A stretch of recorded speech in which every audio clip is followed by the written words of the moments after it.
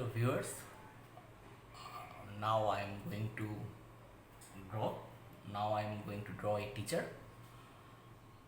I know it is a very difficult time for each and everyone all over the world, but try to do something positive. Try to be try to be creative in this time. It is a time to it is a time of coronavirus, so you have to face it and you have to keep safe yourself. So now let's start.